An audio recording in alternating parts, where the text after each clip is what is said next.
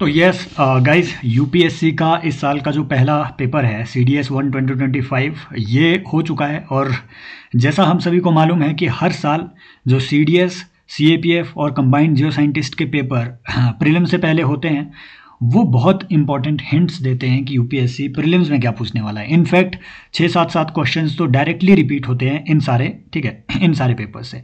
तो अभी हम CDS 1 जो पेपर हुआ है उसके जियोग्राफी पोर्शन के 20 क्वेश्चंस, 20 सबसे इंपॉर्टेंट क्वेश्चन यहाँ पे देखेंगे। और ये रिवीजन ओरिएंटेड देखिए मॉड्यूल है, अराउंड 50 स्लाइड्स आप इसमें देखेंगे और बहुत सारी चीज़ें आप इसमें साथ में रिवाइज कर भी पाएंगे। तो सेशन ज़रा लंबा रहेगा, आप बस, ठीक है, जैसा आप सभी को मालूम है हमारा पैटर्न क्या है, यहाँ पे PYQ को हम बस देखते नहीं है, उसके ऑप्शन पे यहाँ एनालिसिस करते हैं, प्लस रिसर्च करते हैं, रिविज़न करते हैं। तो थोड़ा लंबा रहेगा और आपको बस पॉज करते हुए चलना है। और पॉज करते करते आपको अपने ऑप्शन अपने दिमाग में पहले मार्क करने हैं कि हाँ ये ऑप्शन मैंने सोचा हुआ है, और फिर आंसर तो हम यहाँ पे देख ही रहे हैं। देखिए पहला क्वेश्चन ये है कि सेकेंडरी वेव्स के बारे में पूछा हुआ है कि इनमें से कौन सी स्टेटमेंट करेक्ट है। पहला कहा है कि they create troughs and crests in the material throughout which they pass. दूसरा कि the direction of vibration of S waves is perpendicular to the wave direction in the vertical plane। देखिए same question, same nature का question 2023 में भी उन्होंने पूछा हुआ था, और 2023 में सेम नेचर का क्वेश्चन उन्होंने आइसो बार के रेफरेंस में आई थिंक पूछा हुआ था। कुछ इस तरीके का एक ठीक है, सिमिलर नेचर की स्टेटमेंट्स ये पूछ रहे हैं, और टेक्निकल स्टेटमेंट इवन प्रीलिम्स में भी पूछ रहे हैं। सो डोंट मतलब एक दिमाग में अपने वो चीज़ मत रखिए कि ये बहुत टेक्निकल प्रीलिम्स में नहीं पूछते हैं, ये CDS टाइप का ही क्वेश्चन है, ये बात मत अपने दिमाग में रखिए। बिल्कुल इस तरीके के क्वेश्चन ये प्री में भी पूछ रहे हैं। So both 1 and 2 are the correct answers. How? Number 1, देखिए जब भी आपको अर्थक्वेक पे आए सबसे पहले और सबसे फास्ट जो वेव निकलेगी कहीं से आपके हाइपोसेंटर से वो होगी P वेव, ठीक है। सबसे फास्ट होती है P वेव से 1.7x फास्टर होती है। ये पहला क्वेश्चन ये यहाँ से भी बना सकता है। देखिए P वेव सबसे पहले निकलती है, और P वेव कैसी वेव होती है भाई? ये होती है लॉन्गिट्यूडनल वेव। लॉन्गिट्यूडनल माने बिल्कुल expansion contraction expansion contraction expansion contraction type से ये चलती है। जब आप, है ना, अगर आप मेरा ये सीरीज देखेंगे तो जो कंबाइंड जियो साइंटिस्ट पेपर है उस जियो साइंटिस्ट एग्जाम में इन्होंने P वेव पे सवाल पूछा हुआ था, समझ रहे हो? P वेव पे उसमें पूछा, यहाँ S वेव में पूछ लिया, सिमिलर पैटर्न पे वो सवाल पूछ रहे हैं। तो ये लॉन्गिट्यूडनल वेव होती है, ठीक है। आपका जो, ठीक है, ये देखिए आपकी P वेव कुछ ऐसे चलती है, लॉन्गिट्यूडनल एक्सपेंशन कॉन्ट्रैक्शन आगे पीछे ठीक साउंड वेव की तरह। और ये जो वेव्स होती है ये सॉलिड, लिक्विड, गैस किसी भी तरीके के मीडियम में जा सकती है। लेकिन जो आपकी S वेव होती है ये होती है भैया ट्रांसवर्स वेव, लाइट वेव की तरह। तो ये जाती कैसी है ना, मान लो डायरेक्शन ऑफ एनर्जी इस तरफ को है तो वेव परपेंडिकुलर ऊपर नीचे जाएगी, वेव की मूवमेंट, पार्टिकल की मूवमेंट ऊपर नीचे इस तरीके से होगी, समझ रहे हो? मतलब जा वेव इधर को रही है लेकिन डायरेक्शन वेव की ये है, लेकिन मूव वो ऐसे कर रही है परपेंडिकुलर में, ऊपर नीचे, समझ रहे हो? So this is known as transverse wave. और ये वाली जो वेव होती है S वेव, ये जो S वेव है ये स्लो होती है P वेव से, नंबर 1। नंबर 2 आपको ध्यान में ये रखना है S वेव के बारे में कि भैया ये वेव सिर्फ और सिर्फ सॉलिड मीडियम में चलती है, ये लिक्विड में और गैशियस मीडियम में नहीं जा सकती है। ये बातें कुछ ध्यान में रखनी है। क्योंकि ये लिक्विड और गैशियस मीडियम में नहीं जा रही है इसीलिए आप पाएंगे कि इसका जो शेडो जोन है ये ब्रॉड होता है। अब देखो शेडो जोन वगैरह क्या है ये सब जानने के लिए आप PYQ रिसर्च प्रोग्राम में एनरोल कीजिए civilspot.in में जाकर के। सारे क्वेश्चन, ठीक है, बहुत सारे क्वेश्चन आप पाएंगे कि इन 5-6 जो सेशन अभी तक जियोग्राफी के इसमें हुए हैं इसमें बहुत, है ना, मोर देन 60 आवर्स का कंटेंट इसमें है डिफरेंट चीज़ों का। जियोग्राफी वाले सेक्शन में ये देखिए अर्थक्वेक्स यहाँ पूरा मैंने समझाया हुआ है। तो आपको अगर इसके बारे में थोड़ा ज़्यादा जानना है, अच्छे से समझना है, रिवाइज करना है, PYQ को और प्रैक्टिस करना है, इस कोर्स को ज्वाइन कीजिए। सो both 1 and 2 is the correct answer. आप मुझे कमेंट सेक्शन में बताएंगे कि लो वेव, चलो ये तो मैं आपको बता ही देता हूँ। 2 वेव फिर देखो ये होती है बॉडी वेव्स, जो P वेव और S वेव होती है ये होती है बॉडी वेव, जो कि सबसे पहले भूकंप जब आएगा एनर्जी जहाँ से रिलीज होगी वहाँ पर ये आपकी जनरेट होती है सबसे पहले। लेकिन जैसे ही ये आपकी बॉडी वेव्स सरफेस से टकराती है तो सरफेस में 2 और वेव्स, है ना, सरफेस वेव्स जनरेट होती है। एक होती है लो वेव, एक होती है रायले वेव। है ना। इनमें बस ध्यान से ये आपने रखना है कि नंबर वन, इनका डायरेक्शन कैसी है, कैसे ये ट्रेवल कर रही है, ध्यान से, है ना। एक बात ध्यान में रखनी है कि जो लो वेव है ये भाई साहब ये सरफेस में ट्रेवल कर तो रही है, लेकिन ये सरफेस को आगे पीछे शेक कर रही होती है, बिल्कुल वेव की फॉर्मेट में, लेकिन ठीक ऐसे, है ना, लेफ्ट राइट शेक करती है।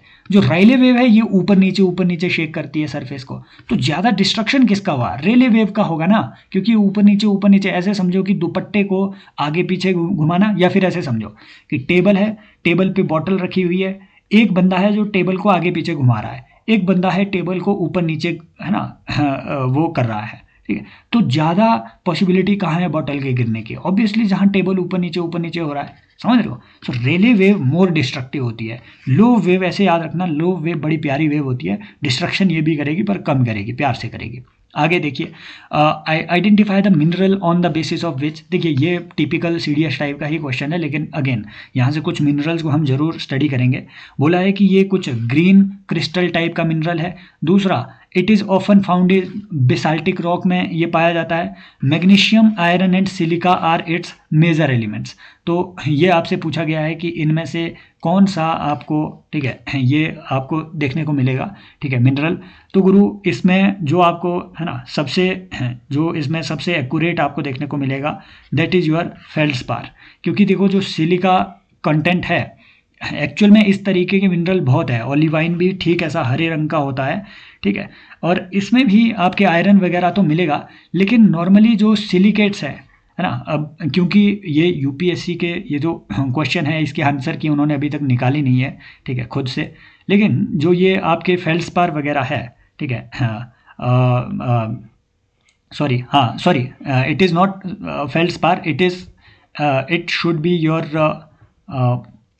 बी योर ओलिवाइन, सॉरी, है ना। इस आंसर के लिए मैं आपसे क्षमा चाहूँगा, क्योंकि फेल्डस्पार जो है ये तो आपका एल्यूमिनियम का नॉर्मली डिपॉजिट रहता है, लेकिन ये जो ओलिवाइन है इसमें, ठीक है, ये आपको मिल रहा होता है, ठीक है, आपके बेसाल्टिक रॉक्स में, है ना। क्योंकि अब ये जो पायरोक्सिन्स हैं, ठीक है, ये भी कुछ इस तरीके के सिलिकेट के मिनरल से ही बने होते हैं। ये भी सिलिकेट इसमें पाया जाएगा, इसमें भी सिलिकेट आपका नॉर्मली पाया जाता है, लेकिन गुरु ये नॉर्मली आपको देखने को मिलता है जो ग्रेनाइटिक टाइप की रॉक होती है। स्ट्रक्चर से देखने को लगता भी है कि हाँ ग्रेनाइटिक टाइप की रॉक में होगी, जहाँ पे सिलिकेट मिनरल ज़्यादा होंगे।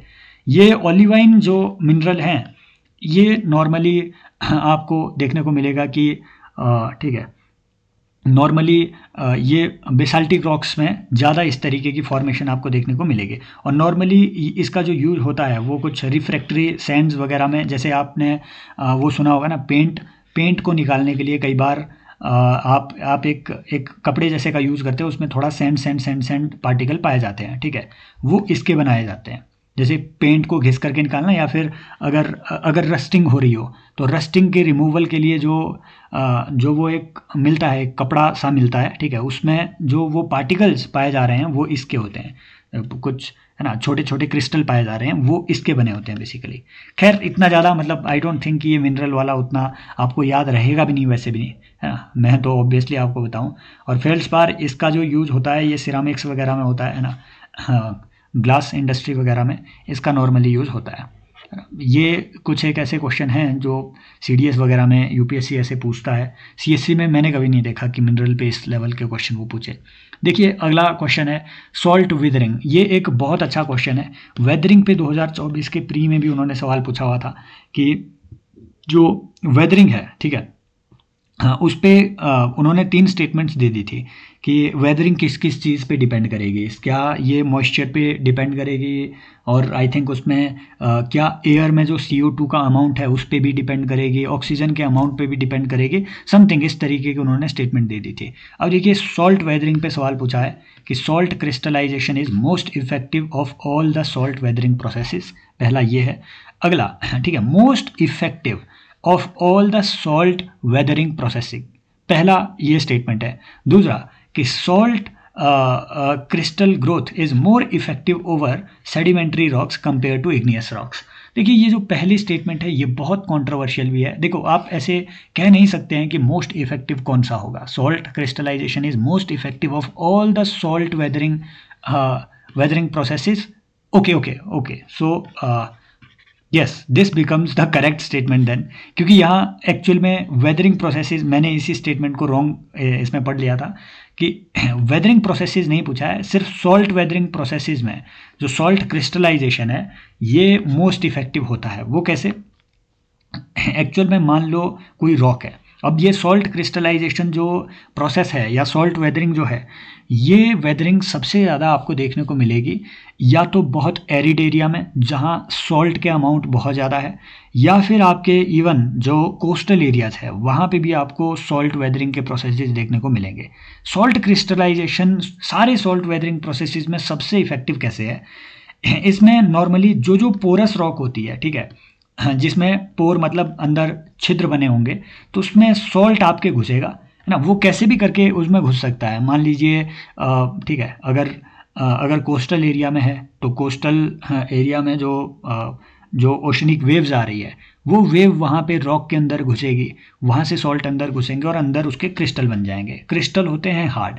अब ये क्रिस्टल एक्चुअल में जब सनलाइट आएगी तो थोड़ा एक्सपेंड करेंगे, जब सनलाइट जाएगी मतलब रात होगी तो थोड़ा कॉन्ट्रैक्ट करेंगे।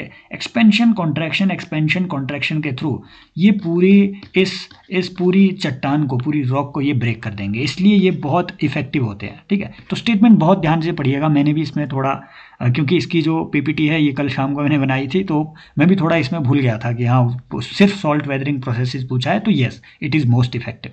राइट, अगर ये पूछा होता कि ओनली वेदरिंग प्रोसेसेस में नो, तो ये स्टेटमेंट आपकी गलत हो जाती है, समझ रहे हो, तो एक्सट्रीम स्टेटमेंट भी सही हो जाती है। अगला, salt crystal growth is more effective over sedimentary rock compare to igneous rock. बिल्कुल सही बात है। क्यों? क्योंकि सेडिमेंट्री रॉक जो है, जो कि सेडिमेंट से बने हुए हैं, वहां पे सॉल्ट का अंदर एंटर होना, देखो सॉल्ट क्रिस्टलाइजेशन के लिए क्या जरूरी है, ये जरूरी है कि अंदर कुछ ना कुछ उसमें छेद हो। अब देखो इग्नियस रॉक्स में तो भाई वो लावा से बन रहा है, बहुत कम पॉसिबिलिटी है उसमें पोरस होने की, उस लावा वाले रॉक के पोरस होने की।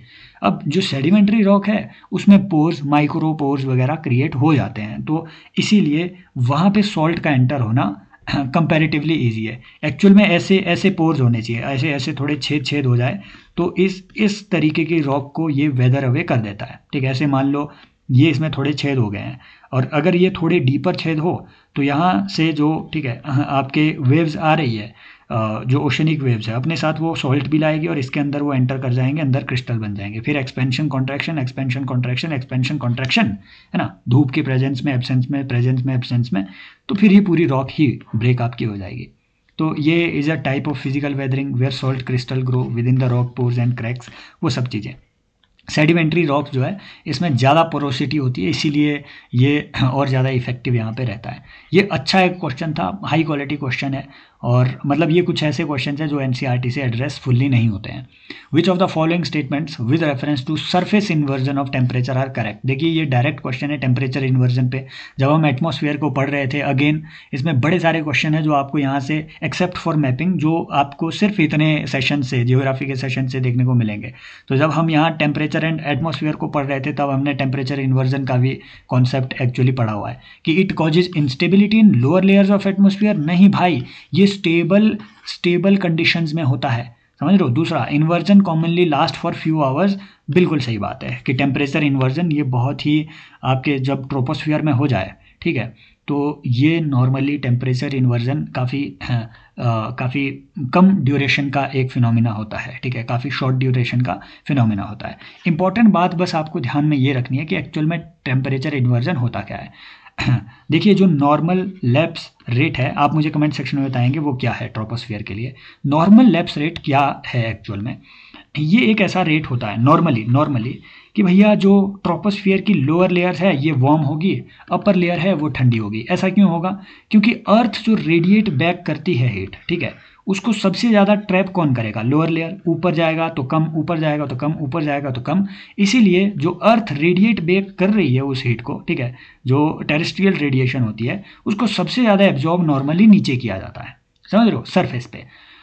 तो इसीलिए जो सरफेस वाली एयर है नॉर्मल कंडीशन में वो ज़्यादा गर्म होती है, ऊपर ठंडी होती है। बट कई बार ऐसा हो जाता है, मान लो लंबी विंटर नाइट हो, कुछ एक ऐसी कंडीशंस होती है, मान लो लॉन्ग विंटर नाइट हो, साथ में क्लियर स्काई हो, क्लियर स्काई है ना, नाइट लंबी है, विंटर की है और स्काई भी क्लियर है। तो ऐसे में है ना। और number 3, stable weather conditions. Stable weather condition माने कोई ऊपर आपका बादल नहीं है और जो नीचे की विंड है, जो एयर है, वो बहुत ज़्यादा मूव नहीं कर रही है।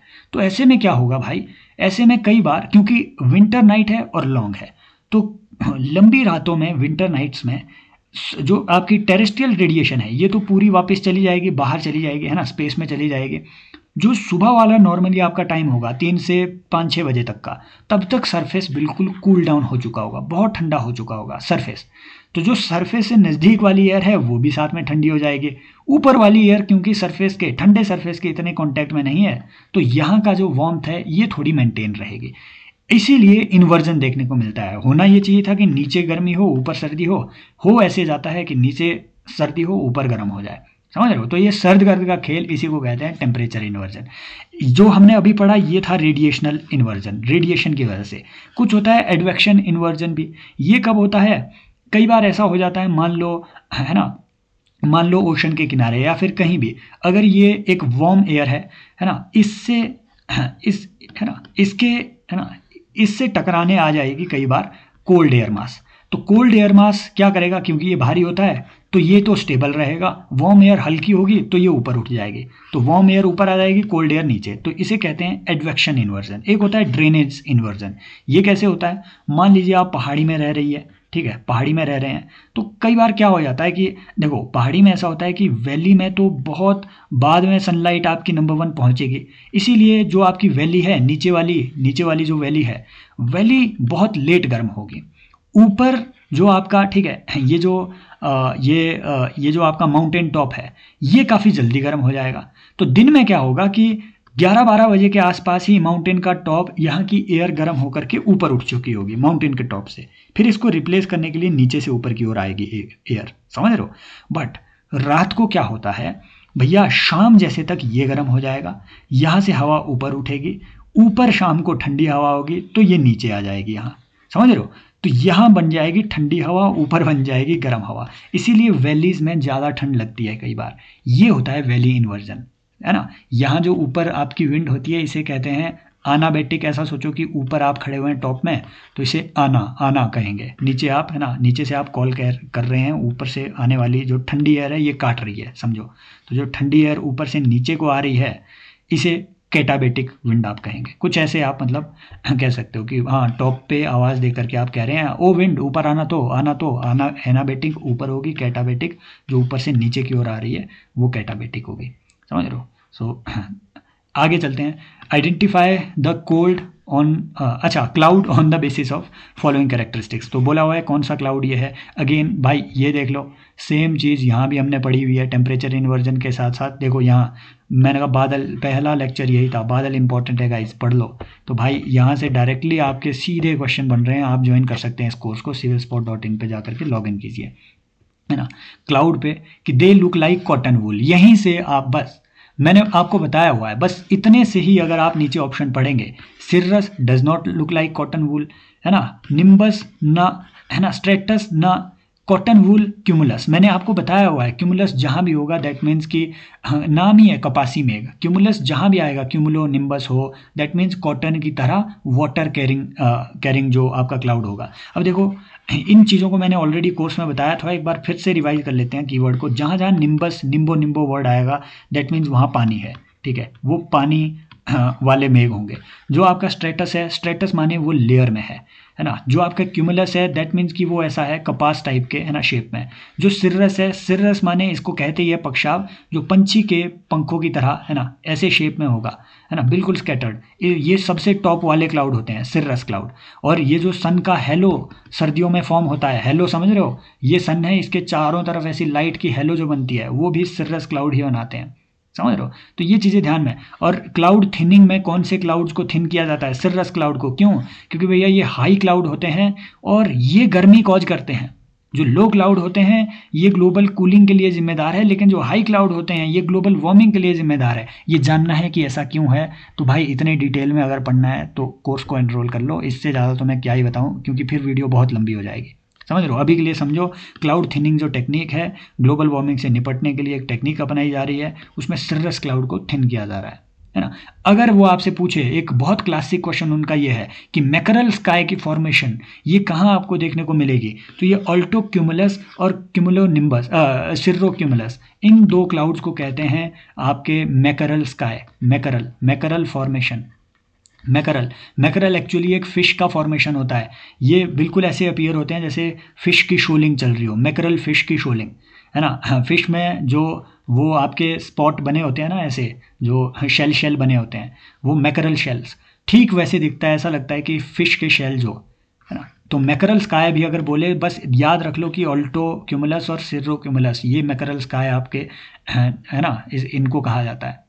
सिर्रस क्लाउड हाई क्लाउड होंगे, जहाँ जहाँ सिर्रो वर्ड आएगा वो सबसे टॉप वाले क्लाउड है।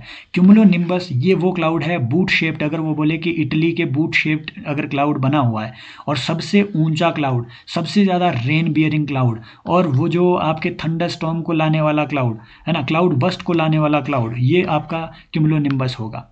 समझ रहे हो। तो बस ये चीज़ें कुछ ध्यान में रखनी है। अदरवाइज पूरा अगर सेशन देखना है अगेन आप जा करके कोर्स में एनरोल कर लो गुरु, बहुत अच्छे से सब चीज़ें वहाँ ऐसे ही कवर की गई है। फिर देखो यहाँ पे identify the type of climate. Type of climate I think, पता नहीं मैंने ये अभी तक कवर कर लिया है या नहीं, लेकिन ये बहुत वो हो गया है, यूपीएससी की रेपिटेटिव थीम हो गई है। आई डोंट थिंक कि मैंने अभी तक टाइप ऑफ क्लाइमेट इसमें कवर किया है। एटमॉस्फेयर, बादल इंपॉर्टेंट है, एटमॉस्फेयर अच्छा कर लो guys. Interior of the earth master session, ठीक है। लेकिन मुझे याद आ रहा है कहीं ना कहीं मैंने ना फोन विंड्स वगैरह, आई थिंक इसी में एटमॉस्फेयर में ही मैंने ये कवर करा है। जहाँ फ़ोन वाला क्वेश्चन था उसमें मैंने सारी विंड पैटर्न वगैरह को, क्लाइमेट्स को भी आई थिंक वहाँ पे मैंने कवर करवाया हुआ है, राइट। अगर नहीं करवाया है तो उसमें ये सेशन अपलोड हो ही जाएगा। मुझे याद है मुझे सॉइल टाइप अभी कवर करने हैं सारे उसमें, ठीक है, वो अपलोड हो जाएगा गाइस, क्योंकि ये यूट्यूब में भी आ रहा है। तो वो लोग जो मुझे देख रहे हैं, सॉइल टाइप अभी कवर करने हैं, वो उसमें आएगा, ठीक है। और ये आई थिंक अगर मैंने ये क्लाइमेट अभी कवर नहीं किया है तो ये भी पूरे क्लाइमेट्स वहाँ पे कवर होंगे पीवाईक्यू के थ्रू, पीवाईक्यू रिसर्च प्रोग्राम में। सो डोंट वरी, 2-3 ऐसे टॉपिक्स अभी बचे हुए हैं जो कोर जियोग्राफी के हैं और जो वहाँ पे कवर होने हैं, ठीक है ना। हाँ, और फिर ये रिवर वगैरह के पैटर्न्स एटसेट्रा, है ना।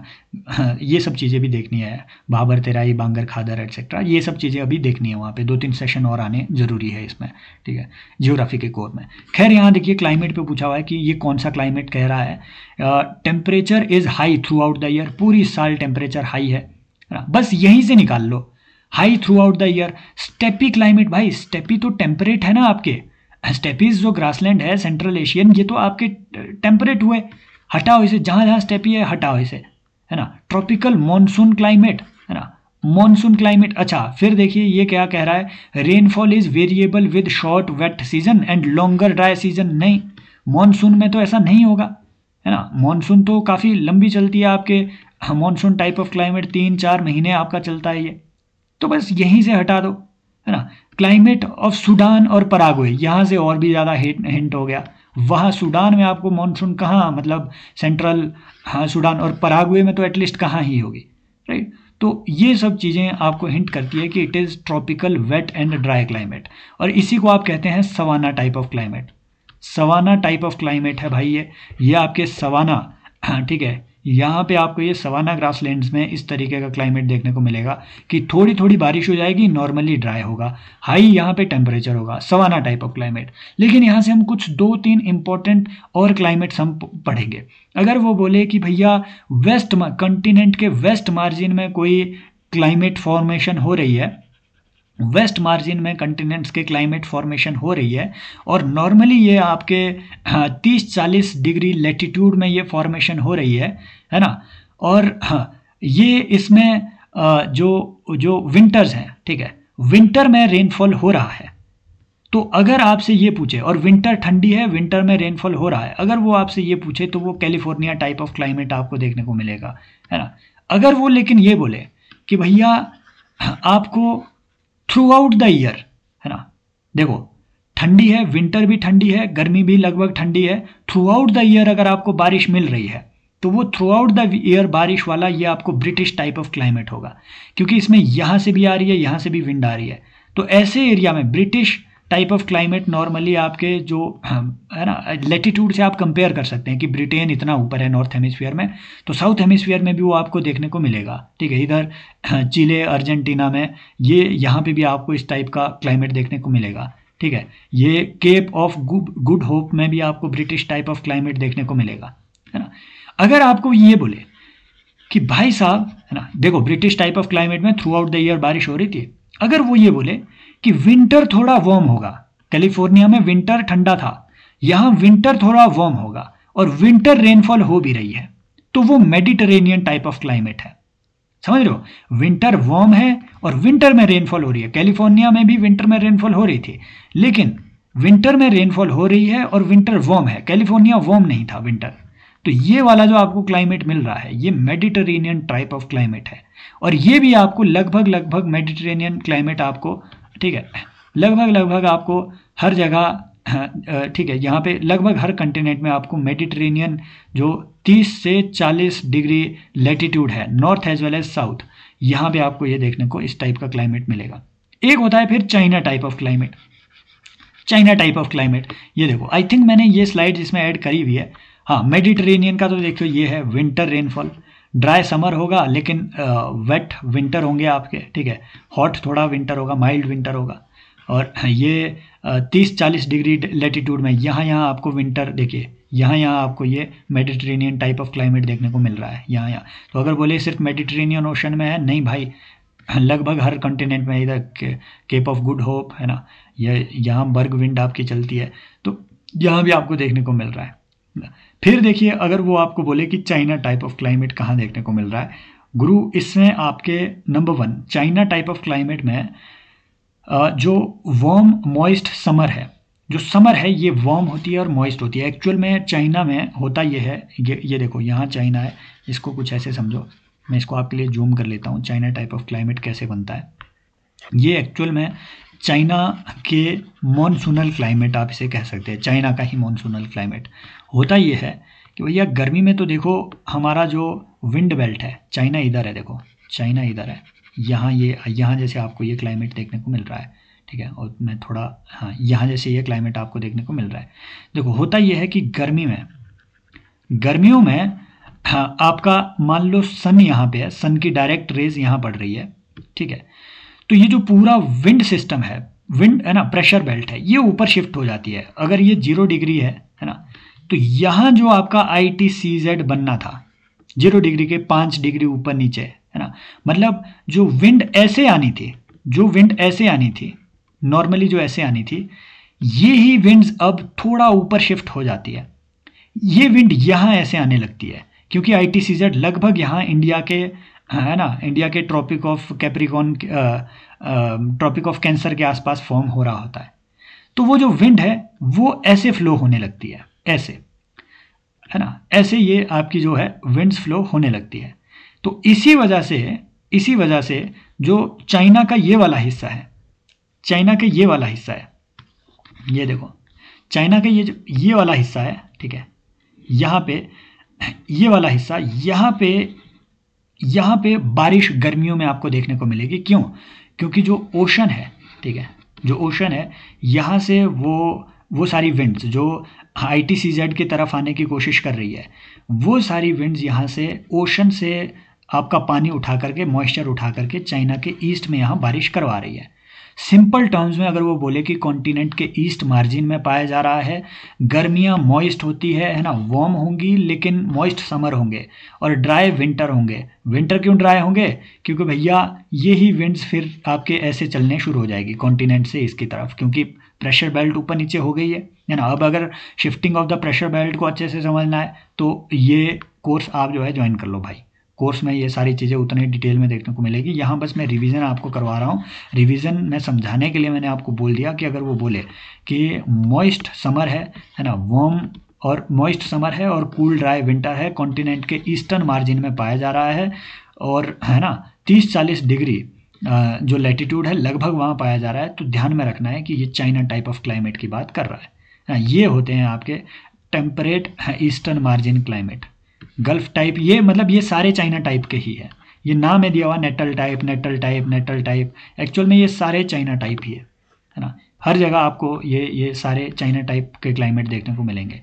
हर टाइप के क्लाइमेट हर कॉन्टिनेंट में है एक्चुअली, ठीक है। देखिए अगर आपको ज्वाइन करना है तो you can join this course. है ना। ये तो चलो फ्री है पूरे यहाँ पे, है ना, पॉलिटी थ्रू कॉन्स्टिट्यूशन यहाँ पे भी आपको देखने को मिलेगा, यूट्यूब में फ्री एक पूरी प्लेलिस्ट बनी हुई है। और अगर आपको PYQ research programme comprehensive join करना है तो आप ज्वाइन कर सकते हैं। डेली इसमें सेशन आ रहे होते हैं, अराउंड 60+ आवर्स का ऑलरेडी इसमें कंटेंट अपलोड हो चुका है, 20-30 आवर्स का और इसमें आना बाकी है बिफोर प्रीलिम्स। आप प्रैक्टिस कर सकते हैं क्वेश्चन, ठीक इसी तरीके से हम वहाँ पे ऑप्शन लेवल रिसर्च करके एनालाइज करते हैं चीज़ों को। देखिए ये फिर से रद्दी क्वेश्चन है, मैं इसे अटेम्प्ट भी नहीं करना चाहता, है ना। एक्चुअल में आंसर इसका गुरु ये है, क्योंकि अब देखो सी वाटर के भी अगर अंदर आपके सॉल्ट, इतना तो पता होना चाहिए कि जो NaCl है वो सबसे ज़्यादा सॉल्ट पाया जा रहा है। इसके बाद क्या क्या पाया जा रहा है वो हर चीज़ रटने की ज़रूरत नहीं है, क्योंकि कॉस्ट बेनिफिट एनालिसिस देखा जाए सिविल सर्विसेज के लिए उतना नहीं है। आंसर फिर भी इसका बता दें, 1 मिनट, क्या पूछा हुआ है, असेंडिंग ऑर्डर में पूछा हुआ है।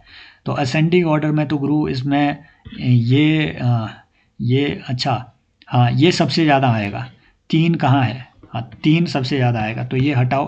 मैग्नीशियम क्लोराइड हो गया, कैल्शियम कार्बोनेट ये कम होता है, तो 1 मिनट, कैल्शियम सल्फेट, हाँ कैल्शियम कार्बोनेट, आई थिंक इसका answer 1 second, calcium sulphate, potassium sulphate, calcium chloride, वही मैं सोच रहा था ये इसने इधर ये क्यों लगाया। असेंडिंग ऑर्डर पूछा है ना, तो सबसे कम किसका है, वो कैल्शियम सल्फेट होना चाहिए इन दोनों में। अच्छा हाँ, असेंडिंग, ओके, हाँ तो कैल्शियम सल्फेट सबसे कम है यहाँ, ये ठीक लगाया हुआ है भाई ने। तो 2, 1 और 3, 2, 1 और 3 ये बन गया आपका असेंडिंग ऑर्डर में, है ना। ये यहाँ पे फॉर्मेशन आपके दिए हुए हैं, कैल्शियम सल्फेट, कैल्शियम कार्बोनेट 1, हाँ वही कैल्शियम सल्फेट, कैल्शियम का ये C आना चाहिए यार इसका answer, that's what my doubt was. Actual में कई बार खुद भी कन्फ्यूजन हो जाता है। मैग्नीशियम कार्बोनेट, ये तो देखो NaCl के बाद सबसे ज़्यादा इसका आता है, मैग्नीशियम क्लोराइड का, तो ये 3 तो यहाँ है ही है, और फिर आता है आपका कैल्शियम कार्बोनेट सबसे कम है, ठीक है। तो 1, 2 and 3 is the answer, 1, 2 and 3 ascending order, calcium carbonate, ठीक है। सोडियम क्लोराइड तो चलो ये तो है ही नहीं ऑप्शन में, मैग्नीशियम क्लोराइड इसके बाद आता है, कैल्शियम सल्फेट, हाँ तो यही हुआ, calcium chloride, calcium sulphate, magnesium chloride, calcium chloride, calcium sulphate, magnesium chloride, calcium, हे भगवान क्या पड़ा, calcium carbonate,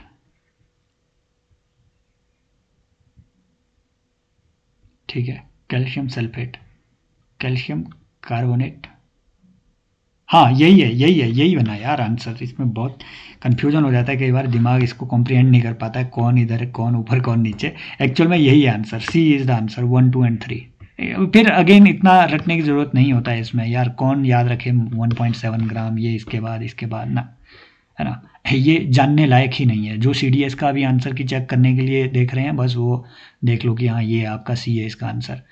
which of the following statements, हाँ विद रेफरेंस टू ह्यूमस, ये है एक अच्छा क्वालिटी क्वेश्चन, कि it is a dark coloured amorphous substance, ठीक है। एमॉर्फस माने जिसका कोई भी ऐसी अलग से डिस्क्राइब जिसको स्पेसिफिकली ना किया गया हो कि हाँ ये है आपका ह्यूमस, है ना, जिसकी कोई डेफिनेशन वगैरह फिक्स डिस्क्रिप्शन ना हो कि ह्यूमस में ये चीज़ें हैं। एमॉर्फस सब्सटेंस है बिल्कुल, क्योंकि हर चीज़, हर ऑर्गेनिक मैटर इसमें देखने को मिलेगा। Being colloidal in nature it serves as reservoir of nutrients, both 1 and 2 are the correct, है ना। यहाँ से देखो इंपॉर्टेंट बात है, यहाँ आपको एक डिस्टिंक्शन पता होनी चाहिए कि गुरु जो आपका सॉइल ऑर्गेनिक मैटर है ये डिफरेंट होता है फ्रॉम नॉर्मल ह्यूमस, और नॉर्मल ह्यूमस डिफरेंट होता है फ्रॉम कोलाइडल ह्यूमस, ठीक है। कोलाइडल ह्यूमस होता है भाई प्रॉपरली मिनरलाइज्ड ह्यूमस, है ना। ये जो सॉइल ऑर्गेनिक मैटर है इसमें सब आएगा, ह्यूमस भी आएगा, जो मिनरलाइज्ड नहीं है वो भी आएगा, ठीक है, जो सूखे पत्ते पुत्ते हैं वो भी आएगा। ह्यूमस जो है, ह्यूमस इज बेसिकली जो प्रोसेस्ड होता है, ठीक है, माइक्रोब्स ने जिसको प्रोसेस कर रखा होता है, फिर बनता है कोलाइडल ह्यूमस। ये होता है प्रॉपरली बहुत छोटे पार्टिकल्स वाला मिनरलाइज्ड फॉर्म ऑफ जो आपका ह्यूमस होगा, that is your colloidal humus. ये होता है सबसे ज़्यादा न्यूट्रिएंट्स इसमें आपको देखने को मिलेगा, और सबसे ज़्यादा वाटर रिटेंशन भी यही करता है, ठीक है। सबसे ज़्यादा डार्क कलर इसका ही होता है। लेकिन इंपॉर्टेंट बात है ह्यूमस, देखिए ये मैंने कई बार बताया भी आपको, ह्यूमस जो है ना ह्यूमस आपके ट्रॉपिकल सॉइल्स में बहुत ज़्यादा देखने को नहीं मिलेगी। जो ट्रॉपिकल एवरग्रीन फॉरेस्ट के सॉइल्स हैं वहाँ देखने को नहीं मिलेगी। क्यों? क्योंकि भैया देखो ठीक है, वहाँ वेजिटेशन तो बहुत हाई है, लेकिन जो ऊपर से पत्ते वत्ते गिर रहे हैं नीचे, ठीक है, जो पत्ते वत्ते गिर रहे हैं उनको माइक्रोब्स जो वहाँ पे आपके बैक्टीरिया वगैरह है उनको खाए जा रहे हैं, पूरा खा जाते हैं उनको, उन पत्तों को, तो बचेगा सॉइल में कुछ नहीं। इसी वजह से सॉइल न्यूट्रिएंट डेफिशिएंट होती है। इस पे यूपीएससी ने पीवाईक्यू पूछा हुआ है। ये आपका है ना, पढ़ना होगा। बेनिफिट ये है, मैंने आपको बता दिया, वही है। मिनरल वगैरह सब चीज़ें इसमें बहुत अच्छी होगी, और बाकी तो और क्या ही बताएं। देखिए, विच of the following biosphere reserves in India spread over 3 states in India. तो आंसर देखिए इसका एकदम सीधा सा है, नीलगिरीज।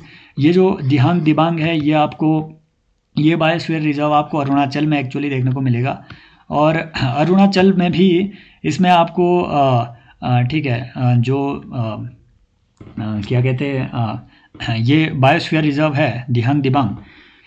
इस बायोस्फीयर रिजर्व में जो दिबांग जो दिहांग वाइल्ड लाइफ सेंचुरी है, और जो दिहांग नेशनल पार्क है, ये भी इसी में आपको देखने को मिलेगा। और फांगफुई आप मुझे कमेंट सेक्शन में बताएंगे, फांगफुई जो है ये आपको कहाँ देखने को मिलेगा, कमेंट सेक्शन में आप मुझे बताएंगे।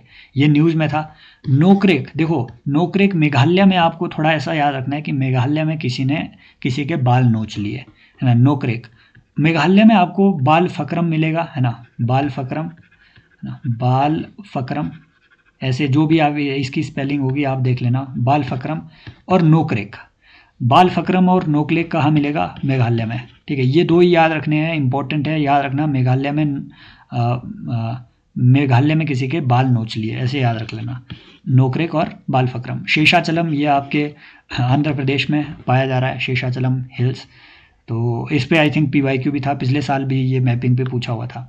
देखो बायोस्फीयर रिजर्व, हाँ ये, अरे यहाँ जो लगाया हुआ है बायोस्फीयर रिजर्व ये है, ठीक है, आपके मानस डिब्रू साइखोवा इंपॉर्टेंट है। ये सिमलीपाल उड़ीसा का, ये इंपॉर्टेंट है। सुंदरबन तो है ना, आपको मालूम ही है। सबसे बड़ा जो है वो सुंदरबन नहीं है, वो ये है कच्छ बायोस्फीयर रिजर्व, है ना। और हाँ, ये आपको थोड़ा ध्यान में रखना है। और जो सबसे छोटा है वो है आसाम में डिब्रू साइखोवा, ये भी आपको ध्यान में रखना है, न्यूज़ में रहता है, ठीक है। लेकिन देखो दिहांग दिबांग तो ठीक है, अरुणाचल प्रदेश में है। दिहिंग पटकाई ये न्यूज़ में था, दिहिंग पटकाई। तो ये दिहिंग पटकाई जो है वाइल्ड लाइफ सेंचुरी, ये गुरु आपको मिलेगा असम में, और ये न्यूज़ में था रिसेंटली। इसी को जो है नेशनल पार्क का टैग भी दिया था 1-2 साल पहले। तो ये आपको ध्यान में रखना है, दिहिंग पटकाई नेशनल, अच्छा हाँ, ऐड जो किया है नेशनल पार्क और रायमोना नेशनल पार्क, ये 2 नए नेशनल पार्क आसाम में ऐड हुए हैं, ठीक है। और आगे देखिए, एक इम्पॉर्टेंट बात है, एमपी गवर्नमेंट ने, ये आज की ही ये खबर है, BR अम्बेडकर जो नेशनल वाइल्ड लाइफ सेंचुरी है, अगर पूछे कि BR Ambedkar wild life sanctuary कहाँ है, बस इतना ध्यान रखना है, MP में है, ठीक है। तो वहाँ पे जो उनके जन्म स्थान थे, वहाँ पे इन्होंने एक वाइल्ड लाइफ सेंचुरी बना दी, ठीक है। मोहन यादव जी ये सारे काम आजकल बहुत ज़्यादा कर भी रहे हैं, क्योंकि कुछ ही दिन पहले आपको एक और चीज़ याद रखने के लिए उन्होंने बोल दिया कि माधव नेशनल पार्क को भी अब याद कर लो, क्योंकि ये 58th नेशनल पार्क बन गया है। यहाँ से गुरु ध्यान में एक चीज़ भूलते हुए नहीं जाना है, वो ये कि नेशनल पार्क को डिक्लेयर कौन कर रहा है। याद रखना, स्टेट भी गवर्नमेंट, है ना, स्टेट गवर्नमेंट भी डिक्लेयर कर रही है, और आपका सेंट्रल गवर्नमेंट भी नेशनल पार्क को और वाइल्ड लाइफ सेंचुरी को, दोनों को डिक्लेयर कर सकता है। डिक्लेयर कैसे होता है? पहले नोटिफिकेशन इशू की जाएगी, है ना, नोटिफिकेशन इशू की जाएगी अंडर, है ना, देयर इज सेक्शन 35 ऑफ जो आपका वाइल्ड लाइफ प्रोटेक्शन एक्ट है, उसमें नेशनल पार्क से रिलेटेड जो है प्रोविजन दिए गए हैं। याद रखना है, इंपॉर्टेंट बात है, नोटिफिकेशन पहले स्टेट गवर्नमेंट इशू करेगी या फिर सेंट्रल गवर्नमेंट। नोटिफिकेशन में लिखा होगा कि ये हम बाउंड्री रखने वाले हैं नेशनल पार्क के। इंपॉर्टेंट बात है, इसके बाद कोई भी आकर के उसमें क्लेम रख सकता है कि यहाँ तो मेरी ज़मीन आ रही है बीच में, तो क्लेम को सेटल करेगी फिर स्टेट गवर्नमेंट। जब सारे क्लेम सेटल हो जाए, फिर स्टेट गवर्नमेंट फिर से एक नया नोटिफिकेशन निकालेगी, बोलेगी कि अब हमने ये डिक्लेयर कर दिया नेशनल पार्क। इंपॉर्टेंट बात है, नेशनल पार्क में भाई साहब, अगर आपको बाउंड्री में, बॉर्डर में कोई भी चेंज करने है उसकी, तो national board for wild life के रिकमेंडेशन होना जरूरी है। ये बात जो है ये नहीं बताई गई है, आपको बहुत कम ये मिलेगी, क्योंकि जो भी आप जब इंटरनेट में देखेंगे, मैंने क्योंकि सेक्शन 35 को खुद पढ़ा है ना, तब मुझे ये बात उसमें पता चली, एक्सप्लेनेशन डाली गई है। जब आप नॉर्मली इंटरनेट में देखेंगे, वहाँ बोलेंगे कि अगर आपको कोई भी बॉर्डर इसका चेंज करना हो तो स्टेट लेजिस्लेचर की रिकमेंडेशन पे होगा। बिल्कुल सही बात है, बट स्टेट लेजिस्लेचर में वो रेजोल्यूशन लाने पाने के लिए भी national board for wild life का रिकमेंडेशन होना मैंडेटरी है, ये बात ध्यान में रखनी है, यहाँ से वो सवाल बना सकता है। और नेशनल पार्क को वाइल्ड लाइफ सेंचुरी में कन्वर्ट नहीं किया जा सकता, डिग्रेड नहीं किया जा सकता, ये भी आपको ध्यान में रखना है। फिर देखो ये जो लेटेस्ट नेशनल पार्क है, बाकी है ना बहुत ब्रॉडली कवर करना है तो यार आपको ये देखने ही पड़ेंगे, ये तो मैपिंग आप करेंगे ही, इसमें PYQ में मैं क्या कराऊँ आपको, लेकिन जो लेटेस्ट है एटलीस्ट हम उनको ध्यान में रख सकते हैं। हमने देखा माधव कहाँ है, लेटेस्ट है, 58th है, और ये आपके मध्य प्रदेश में है। ऐसे ही राता पानी अगर वो बोले कि रात में पानी कहाँ पिया, तो मध्य प्रदेश में पिया गया, है ना। तो हाँ, अगली बात गुरु घासीदास कहाँ है, गुरु घासीदास तिमोर पिंगला, ये छत्तीसगढ़ में है, ठीक है। आप मुझे हाँ ठीक है न्यूरा वैली का बताएंगे कि न्यूरा वैली कहाँ है, न्यूरा वैली कहाँ है, ठीक है, ये आप मुझे कमेंट सेक्शन में। सिंगलीला कहाँ है ना, तो ये आप मुझे कमेंट सेक्शन में बताएंगे। फिर देखिए एक और इम्पॉर्टेंट बात है कि सेंटर के जो वाइल्ड लाइफ पैनल है, इन्होंने एक इम्पॉर्टेंट काम किया कि जो H. गिबन है, इनकी जो वाइल्ड लाइफ सेंचुरी है, ये भी पूछा जा सकता है ये कहाँ पाई जा रही है, असम में। हुलॉक गिबन ये पाए कहाँ जा रहे हैं, असम में पाए जा रहे हैं। ये एक्चुअली बंदर होते हैं, ठीक है, प्राइमेट्स हैं, तो ये आपको असम में देखने को मिलेंगे। तो standing committee on national board for wild life जो है, इन्होंने अप्रूवल दे दिया है कि भैया यहाँ पे कुछ ऑयल एक्सप्लोरेशन वगैरह किया जाए, वेदांता ग्रुप को। नेक्स्ट देखिए रिवर डेन्यूब जो है, ये इनमें से कहाँ से नहीं फ्लो हो रही है। भाई कौन इतना मैपिंग करता है, ऑनेस्टली मैं तो बताऊँ, है ना, मैंने भी मैपिंग करी हुई है, लेकिन मैं इसका आंसर लगा तो सकता था, है ना, लगा तो सकते हैं इसका आंसर, क्योंकि ये लगभग आपको अगर पता हो कि डेन्यूब रिवर कहाँ से जा रही है, तो आप पाएंगे कि चेक रिपब्लिक बहुत ऊपर है, ठीक है। ये जो प्राग है, ये पराग्वे नहीं है, ठीक है, पराग्वे ये होता है वाई, ये प्राग है। तो जो प्राग है, प्राग चेक रिपब्लिक की राजधानी है, और चेक रिपब्लिक बहुत ऊपर है ना। यहाँ आपके ऑस्ट्रिया हंगरी वगैरह है, यहाँ से होते हुए, है ना, स्लोवेनिया से होते हुए ये आगे जा रही है आपकी रिवर, तो चेक रिपब्लिक तो बहुत ऊपर है।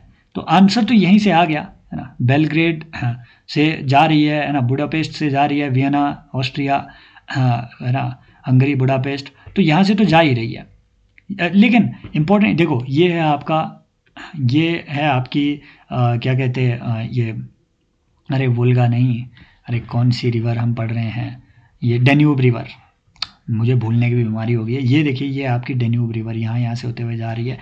नहीं, बिल्कुल भी याद नहीं रखना है, बस कुछ कंट्रियाँ याद रखनी है, जैसे ऑस्ट्रिया हंगरी, ये तो हम पढ़ते ही है साथ में, यहाँ से ये जा रही है बिल्कुल, है ना। और ये थोड़ा याद रखना आपने, यूगोस्लाविया से होते हुए ये क्रॉस कर रही है ना, बुल्गारिया से होते हुए ये जा रही है, याद रखना यूक्रेन से होते हुए नहीं जा रही है, ठीक है, मोल्डोवा से होते हुए नहीं जा रही है, तो रोमेनिया से होते हुए जा रही है, ठीक है। तो ये कुछ बातें आपको ध्यान है, जा कहाँ रही है ये भी ध्यान रखना है, ब्लैक सी में जा रही है। आप मुझे बताएंगे वोल्गा रिवर कहाँ जा रही है, ये भी कमेंट सेक्शन में आप मुझे बताएंगे।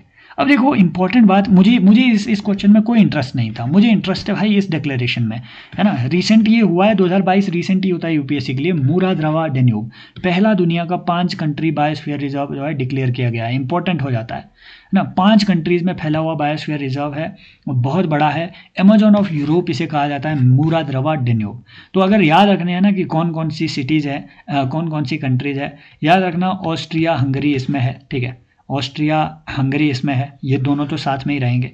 उसके बाद आपके आएंगे स्लोवेनिया, है ना, हाँ स्लोवेनिया है, स्लोवाकिया नहीं है, क्योंकि स्लोवाकिया तो देखो, एक मिनट, हाँ स्लोवेनिया है, ठीक है, ये कैसे हो गया, एक मिनट, हाँ मूरा रिवर, ठीक है, हाँ मूरा और द्रवा रिवर जो है, हाँ वो उनका भी इसमें बेसिन है, सही बात है, 3 रिवर है ये एक्चुअली, मूरा द्रवा डेन्यूब। तो यहाँ इसमें स्लोवेनिया आ रहा है ना, सर्बिया आ रहा है, स्लोवेनिया आ रहा है, ठीक है, और इसमें आपका, ठीक है, एक मिनट, स्लोवेनिया आ रहा है, इस सर्बिया कहाँ गया इधर से, ठीक है, देख लेना यार, ये मैप वालों ने सर्बिया हटा दिया शायद इससे, स्लोवेनिया, ठीक है, हाँ स्लोवेनिया आ रहा है, सर्बिया आ रहा है, ऑस्ट्रिया हंगरी तो आ ही रहा है, क्रोएशिया भी आ रहा है, ठीक है, ये आपका क्रोएशिया इधर सी टाइप का ये जो बनता है। तो इसमें ये आपके सारे ऑस्ट्रिया, ये 5 कंट्रीज़ में फैला हुआ, एटलीस्ट ये ध्यान में रखना है, मूरा द्रवा डेन्यूब ये है क्या चीज़। वर्ल्ड का फर्स्ट 5 कंट्री का ये रिजर्व है ना, लार्जेस्ट रिवराइन प्रोटेक्टेड एरिया है यूरोप में, और अमेजोन ऑफ यूरोप इसे कहा जाता है, इतना बायोडाइवर्सिटी इसमें पाया जा रहा है। आप PYQ रिसर्च प्रोग्राम को एनरोल कर सकते हैं, ये ऐड अभी आती रहेगी इसमें। Which of the following statement with reference to Easter Island, देखिए 2022 से लेकर के 2024 तक इन्होंने लगातार गैलापागोस आइलैंड पे क्वेश्चन पूछा था, है ना, क्योंकि डिस्प्यूट इसमें ये था कि चाइना ने अपने कुछ एक शिप्स वहाँ भेज दिए थे और बोल दिया कि हम मछली, गलती से हमारे मछुआरे आ गए, है ना। भाई गैलापागोस आइलैंड इतना दूर है, देखो ये चाइना है, गैलापागोस आइलैंड यहाँ है, इक्वेडोर का है ये आइलैंड, और ये वही है, इसी को, है ना, चार्ल्स डार्विन आइलैंड भी इसी का एक हिस्सा है। चार्ल्स डार्विन ने यहाँ पे अपनी जो भी एक्सपेरिमेंट्स किए थे वो यहाँ पे किए थे। ईस्टर आइलैंड यहाँ है, ये चिली का आइलैंड है, समझ रहे हो, ये हुआ आपका ईस्टर आइलैंड। यहाँ इंपॉर्टेंट बात है, सेमोआ तो चलो ठीक है, ये इसलिए डिस्प्यूट में रहता है क्योंकि चाइना ने इसके साथ कुछ डिफेंस एग्रीमेंट यहाँ पे किया था, लेकिन इंपॉर्टेंट बात है वो कहाँ गया, न्यू कैलेडोनिया दिख रहा है क्या इधर यार, ये सोलोमन है वो नॉट, ये जो है न्यू कैलेडोनिया, ये इंपॉर्टेंट है। ये क्यों, क्योंकि भैया नाओमिया, अगर वो बोले नाओमिया एकॉर्ड, ये क्यों न्यूज़ में रहा है, ये भाई साहब, ये न्यू कैलेडोनिया एक्चुअल में फ्रेंच ओनरशिप के अंडर ये ठीक है ये आइलैंड है, और फ्रांस ने नाओमिया एकॉर्ड साइन करके इन्हें पार्शियल ऑटोनॉमी यहाँ पे दे के रखी हुई है। अब यहाँ के लोग मांग रहे हैं कि भैया फ्रांस तुम यहाँ से छोड़ो। सही बात है यार, यूरोपियन को हर जगह वहाँ पे जाकर के अपने पतलून ढीली करने का क्या लगा रहता है, सीधी बात। अब जो ईस्टर आइलैंड है, ये वाला जो ईस्टर आइलैंड है चिली का हिस्सा है, इसी को रापा नुई भी कहते हैं। अगर बोले रापा नुई आइलैंड, देखो ये चीज़ें न्यूज़ में थी इसलिए क्योंकि रीसेंट रिसर्च में ये पता चला है कि यहाँ कोई भी ऐसा एपोक्लिप्स नहीं हुआ था। पहले माना ये जाता था कि जो रापा नुई लोग हैं इन्होंने ईस्टर आइलैंड का इतना एक्सप्लॉयटेशन कर दिया कि ये सूख ही गया और यहाँ से उन्हें मर जाना पड़ा। नो, रापा नुई इतने बढ़िया टेक्निकल बंदे थे कि इन्होंने उस टाइम पे ऐसी फिगर्स, ह्यूमन की फिगर स्टैचू यहाँ पे क्रिएट कर दिए थे। तो it is a part of Polynesia group of island, बिल्कुल सही बात है। और it is a territory of South American nation Chile, बिल्कुल सही बात है ना। तो ये चीज़ थोड़ा ध्यान में रखना है। ये देखिए ये आपका आता है ये है पॉलिनेशिया ग्रुप ऑफ आइलैंड, ठीक है।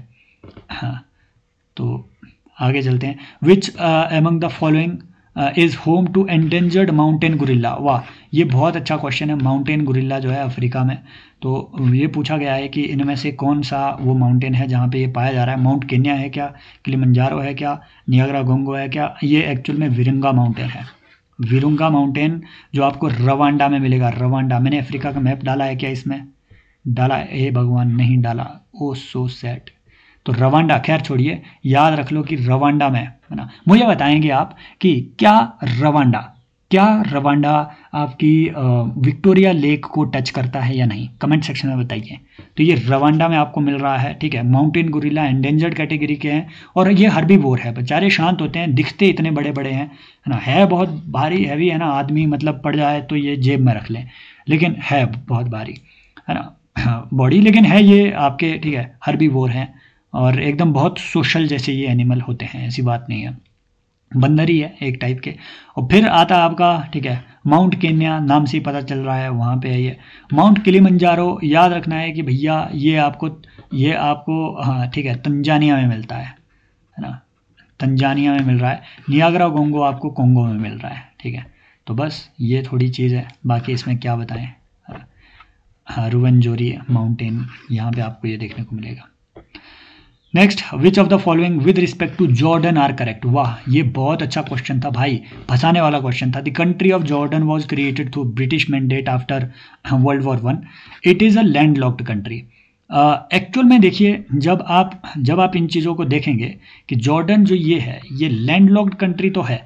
नॉर्मली हमें लगता है कि ब्रिटिश जो डिक्लेरेशन है 1917 की, बेलफोर की, ठीक है, बेलफोर डिक्लेरेशन अगर आप पढ़ेंगे, ब्रिटिश वो मिनिस्टर था तो उन्होंने रॉथस्चाइल्ड को एक लेटर लिखते हुए एक डिक्लेरेशन की थी कि dear Rothschild, he was also a minister actually, Rothschild, जिनके आगे रॉथस्चाइल्ड फैमिली, ये बैंकर फैमिली फेमस है।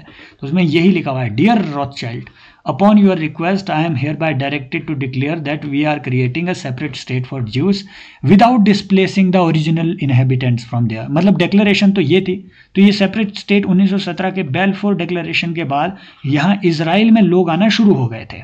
ये ब्रिटिश मैंडेट से हुआ, बिल्कुल सही बात है।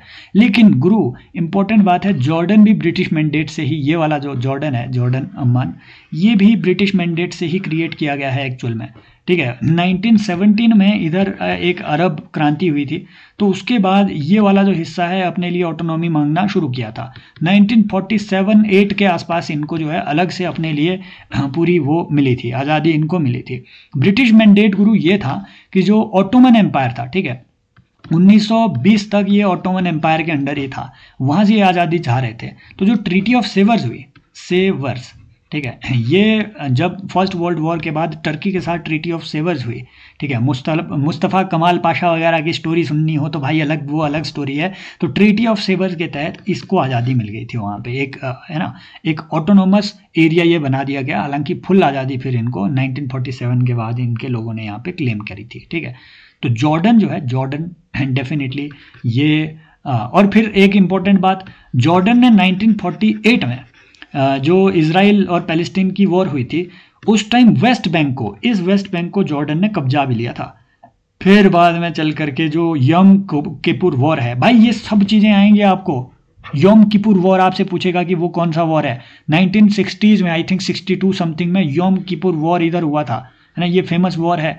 और इस वॉर के तहत ही इसराइल ने इजिप्ट को हराया, जॉर्डन को हराया, ऊपर इनको, है ना, ये इराक वगैरह इन सबको हराया, जो भी अरब लोग इनके खिलाफ, ठीक है, इकट्ठा हुए थे।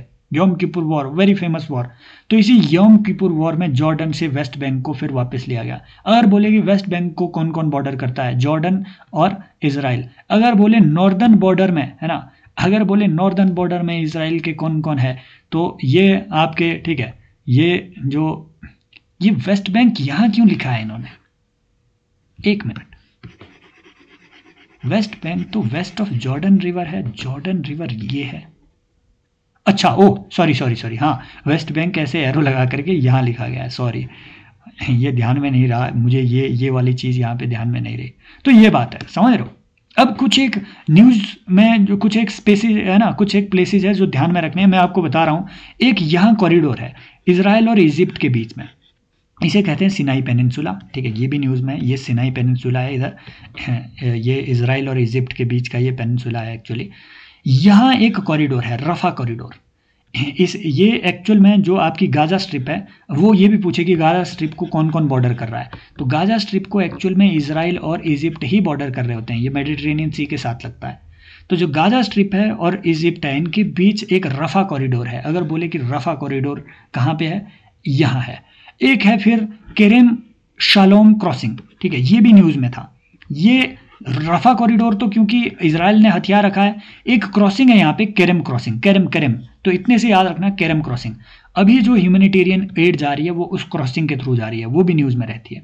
ईस्ट जेरूसलम में, ठीक है, अल अक्सा मॉस्क, यहाँ पे वो, ठीक है, जो हमला हुआ था कुछ साल पहले, ठीक है, वो कुछ साल क्या, कुछ महीने पहले, जहाँ से फिर ये वॉर वगैरह चली। ईस्ट जेरूसलम, यहाँ अल अक्सा सबसे इंपॉर्टेंट पैलेस्टीनियन मॉस्क भी मिल रही है ईस्ट जेरूसलम में। और यहीं पे इसराइल का जो टेम्पल माउंट है फेमस, तो वो भी यहाँ पे देखने को मिल रहा है। एरेज क्रॉसिंग भी अगर वो बोले तो ये भी गाजा और इसराइल की ही क्रॉसिंग है। फिर नॉर्दर्न बॉर्डर अगर बोले तो ये आपके इसराइल और लेबनान के बीच में है। देखो ये है लेबनान, ये इधर थोड़ा सीरिया इधर इसमें लग रहा है, ठीक है। तो ये नॉर्दर्न बॉर्डर ये लेबनान के बीच लग रहा है। और लेबनान में गुरु यहाँ एक इंपॉर्टेंट चीज़ है कि इसराइल पैलेस्टीनियन ग्रुप से तो फाइट कर ही रहा है, लेबनान में है हिजबुल्लाह। तो हिजबुल्लाह के साथ भी अब जो है इसराइल को एक नई टसल देखने को मिल रही है, हिजबुल्लाह। तो इम्पोर्टेंट बात है, ध्यान में रखना है कि ये क्या क्या चीज़ें हैं, ठीक है। ये थोड़ा शॉर्ट मैपिंग कर लिए, यहाँ से सवाल वो बना सकता है। नेक्स्ट देखिए, विच भाई 3-4 बार देख लेना, आपको याद रह जाएगा। करम तो आपको याद रह जाएगा, यम किपुर वॉर याद रह जाएगा, है ना, रफा क्रॉसिंग याद रह जाएगा, ईस्ट जेरूसलम, अल अक्सा मॉस्क आप पढ़ते ही हैं। एर्ज है जो आपको याद रखना है बस, हिजबुल्लाह तो आप हैं ही खुद। तो which among the following places is situated close to Pearl River estuary.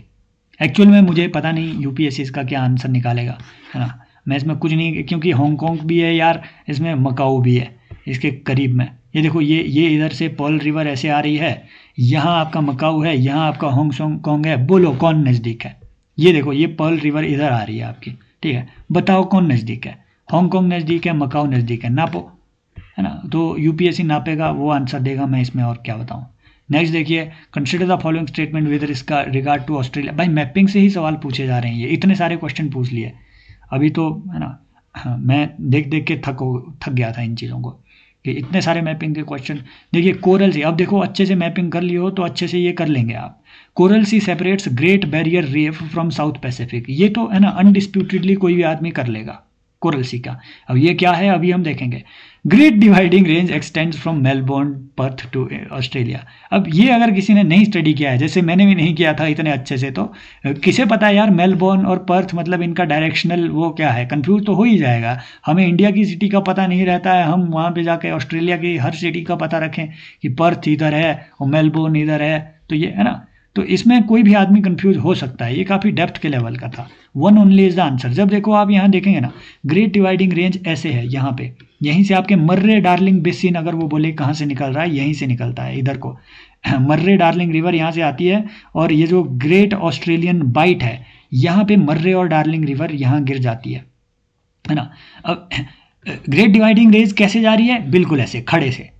Perth कहाँ है, यहाँ। मेलबोर्न कहाँ है, यहाँ। ये बोल रहा है कि ऐसे जा रही है क्या, नहीं ऐसे कहाँ ही जाएगी, है ना, बीच में ये, फिर ये रिवर कहाँ जा रही है, सोचो मर्रे डार्लिंग। पर पता तो हो कि पर्थ यहाँ है, नहीं पता हो तो क्या करेगा। ये भी नहीं पता है कि एडिलेड कहाँ है ना। ब्रिस्बेन एडिलेड में आदमी कंफ्यूज हो जा रहा है, समझ रहे हो।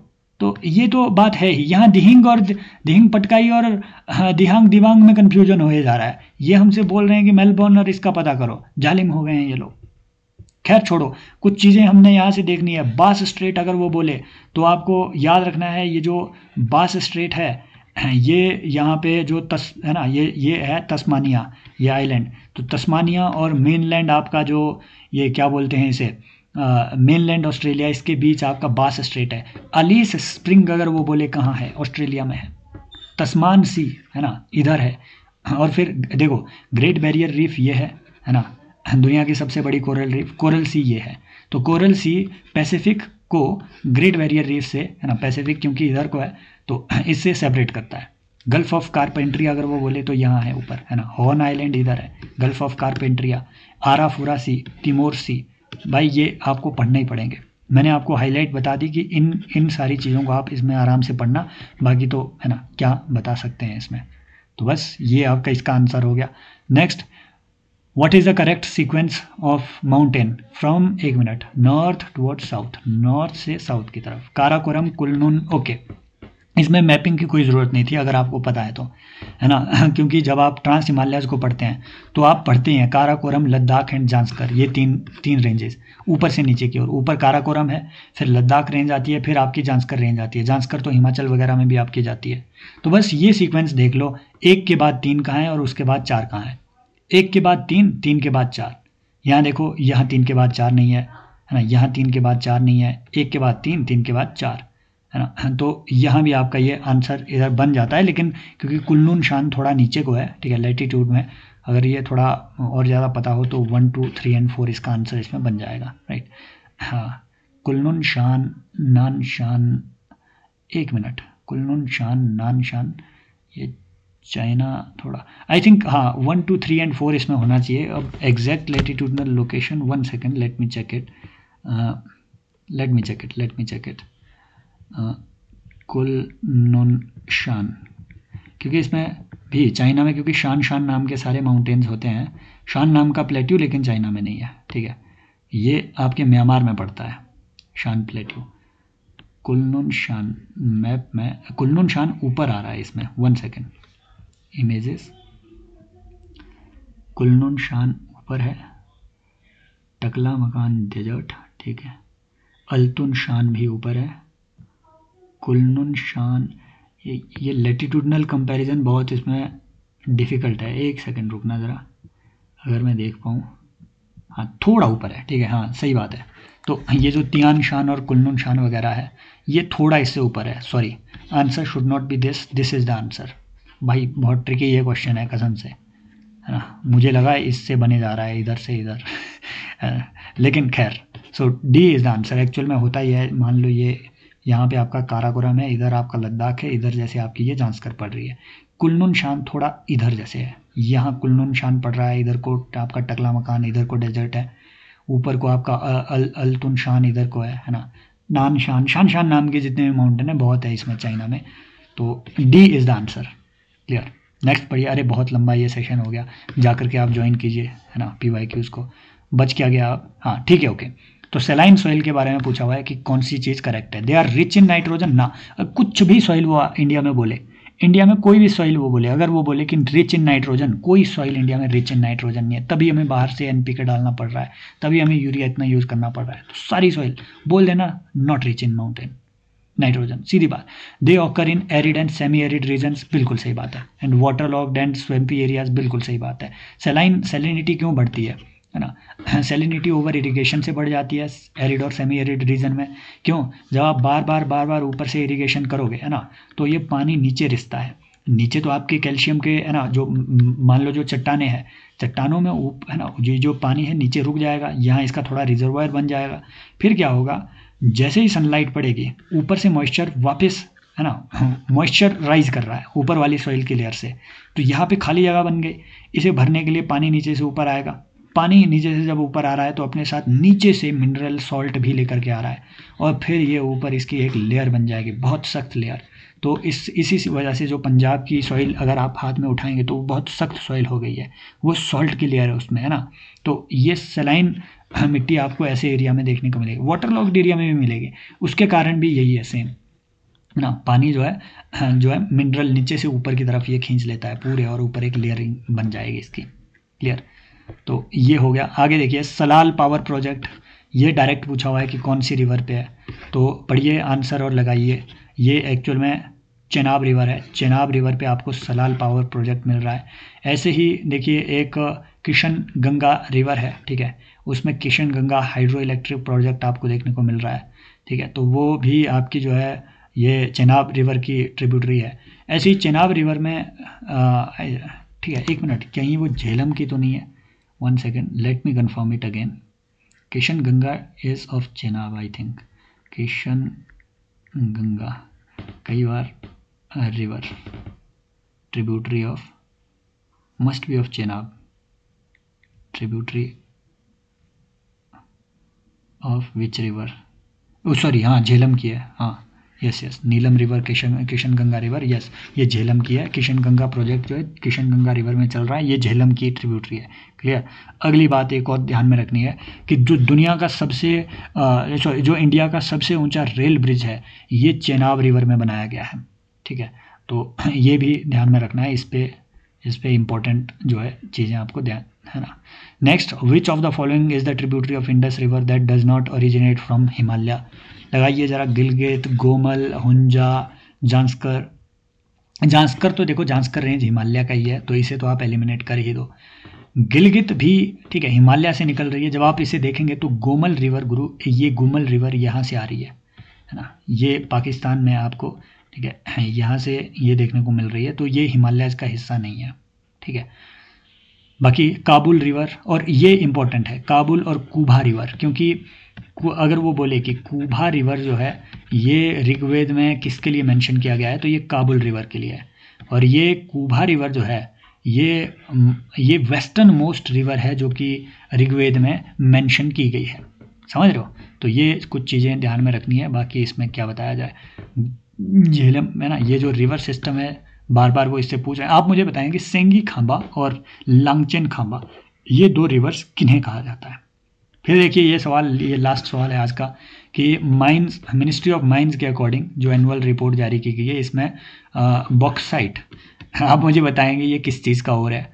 ये इसके सबसे बड़े प्रोड्यूसर कौन से हैं? ओडिशा, मध्य प्रदेश, ओडिशा, झारखंड, झारखंड, मध्य प्रदेश, झारखंड, कर्नाटका। एक्चुअल में ओडिशा तो है ही है, ये अराउंड 49% आपका बॉक्साइट को प्रोड्यूस कर रहा है। लेकिन इसके बाद आता है गुजरात एक्चुअली गुरु, तो यहाँ गुजरात तो नहीं दिया है, उस गुजरात के बाद आता है आपका झारखंड।